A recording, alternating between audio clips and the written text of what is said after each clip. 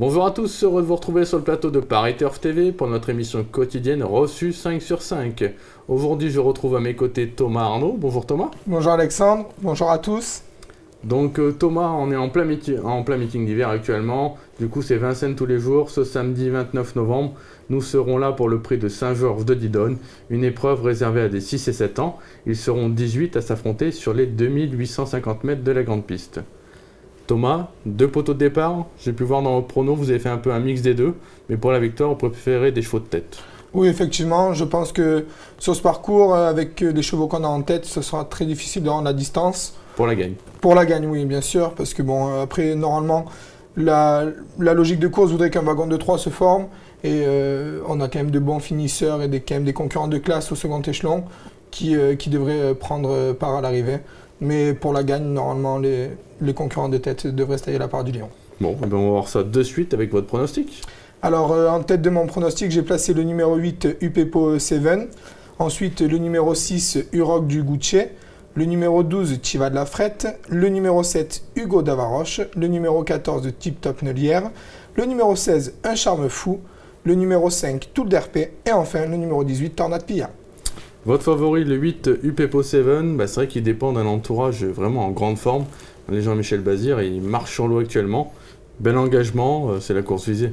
C'est le moins que l'on puisse dire. Jean-Michel Bazir, encore, on a pu le voir mercredi. 4 victoires, 3 à Vincennes, une sur l'hippodrome d'Amiens. Il marche sur l'eau. Le 21 novembre dernier, Upepo 7 courait, c'était en nocturne sur la petite piste. Déjà sur les 2850 mètres, bon, de la petite piste, pas la grande piste, donc il n'y avait pas la montée. Mais Upepo 7 vraiment marché sur ses adversaires. Il a terminé 6e avec beaucoup de ressources. C'est la course visée déférée des 4 pieds associée à Jean-Michel Bazir. C'est la base intégrale de la course. Bon, et en plus, on voit souvent les Bazirs en ce moment avec des bonnets fermés. Je ne serais pas surpris de le voir lui aussi avec un petit bonnet fermé samedi. Hein. Effectivement, le bonnet fermé, ça les avantage énormément. Et on a pu voir, comme je disais, Atom de Mai, Babylon 7. C'était vraiment très bien. En plus, bon, c'est la propriété d'Arnaud Chaillet, bien connu dans le monde de l'obstacle. Un très bon ami à Jean-Michel Bazir. Je pense qu'ils ont tout mis en œuvre, pour s'imposer dans cet événement. Bon, tous les feux sont au vert. Le numéro 6, Uroc du Goutier, lui, on ne peut rien lui reprocher, il fait toutes ses courses. Il fait toutes ses courses, il vient d'améliorer son record, justement dans l'épreuve référence du Upepo 7. Il vient de trotter une 14-1, il terminait ce jour-là 2e, une très bonne course. Il sera associé à son fidèle partenaire qui est Loïc Gunazo. Il sera déféré des 4 pieds dans cette configuration, c'est 3 sur 3 dans le trio gagnant. C'est un coup sûr à l'arrivée du 5-5. Par contre, c'est un cheval, il faut courir caché lui. Voilà, il faut courir caché, mais bon, il devrait logiquement prendre un bon départ. Et ensuite, logiquement, c'est très bien. Ensuite, en 3e position, on peut placer une jument des 25 mètres, le 12 Chiva de la Frette. Une jument qui a eu pas mal d'ennuis de santé, mais qui semble se retrouver actuellement. Elle semble complètement se retrouver. C'est un autre atout à Franck Leblanc comme Uroc du Gucci. Il aura par ailleurs le numéro 16, Un Charme Fou. Donc Chiva de la Frette sera déféré des postérieurs. En dernier lieu, je pense qu'elle manquait d'un petit parcours, mais quand même elle luttait avec une Nice de Guest qui s'est imposée très brillamment samedi dernier.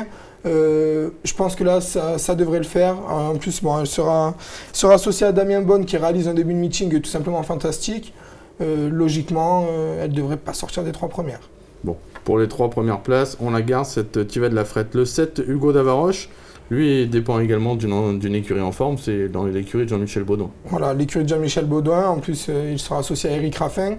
Et moi j'ai en mémoire sa course du 9 novembre dernier sur l'hippodrome de Bordeaux. Ce jour-là, il traçait une ligne droite hors du commun. Après, c'est vrai qu'il a déçu en dernier lieu. C'était sur la petite piste, il partait derrière. Bon, c'est une course à effacer, pas à prendre en compte. Il sera déféré de postérieur. Dans cette configuration, c'est là où il a fourni ses meilleures valeurs. C'est pas un coup sûr parce qu'en plus il est fautif. Mais s'il trotte d'un bout à l'autre du parcours, il devrait terminer dans les 5 premiers. Et enfin le 14, Tip Top Neulière, c'est Jean-Philippe Marie, c'est un entourage en forme. D'ailleurs, c'est notre minute terrain, on va voir Jean-Philippe Marie qui compte pour une belle place. Oui, Jean-Philippe Marie, bonjour. Vous serez au départ du Quintet Plus de samedi à Vincennes, le prix Saint-Georges de Didonne, avec Tip Top Neulière qui vient de s'imposer à Laval. Comment ça s'est passé à Laval ? Bonjour à moi tout. Et à Laval, c'est un parcours qui s'est bien passé. On était un petit peu loin en face. On a réussi à se dégager avant le dernier tournant. Ça m'a bien ramené, mais on a fait un très bon dernier kilomètre. Le cheval revenu au mieux. Laval, Vincennes, la grande piste, ça se ressemble un peu ? Ça se ressemble un peu. Il est peut-être légèrement meilleur piste plate, mais il a déjà très bien fait Vincennes. D'accord, donc la tenue, aucun problème. C'est un bel engagement finalement. C'est un bel engagement, hormis qu'il faut rendre 25 mètres. Faut que ça se déroule bien pour venir accrocher une belle place. Bon, on a entendu une belle place. Jean-Philippe Marie craint un peu la grande piste. Maintenant, c'est vrai que l'écurie en forme, on a vu avec Tripolia récemment dans une épreuve similaire. Tripolia dans le quintet 5-5 de lundi, c'est magnifique, elle a tracé une belle ligne droite, elle s'est imposée. Donc comme vous l'avez dit Alexandre, l'écurie est vraiment en grande forme. En plus, Tip Top Nellière, c'est vraiment un amour de cheval. Ses 7 dernières courses, 7 fois à l'arrivée, c'est vraiment très bien. À Laval, il a fait une ligne droite de toute beauté. S'il arrive à s'y ramener, c'est ce que je disais en ouverture, le wagon de 3 qui devrait se former avec notamment Tiva de la Frette, voire un Charme Fou. S'il arrive à prendre ce wagon de 3 et à pas être trop loin à l'entrée de la ligne droite, il peut leur faire très mal. Bon, en tout cas, c'est vrai que c'est un candidat sérieux pour les places. Oui, très sérieux pour les places, c'est très bien. Très bien, eh bien, Thomas, on vous remercie beaucoup. On se retrouve sur ce plateau pour l'émission de dimanche. Ce sera la finale du Grand National du Trot Paris Turf. C'est vrai que ce sera un rendez-vous très attendu chaque année. On retrouvera Philippe Thévenon, bien évidemment, pour cette très belle épreuve. Thomas, merci beaucoup, et puis je vous dis à très bientôt. Merci à vous Alexandre, merci à tous et bon jeu. Bon jeu à tous, au revoir.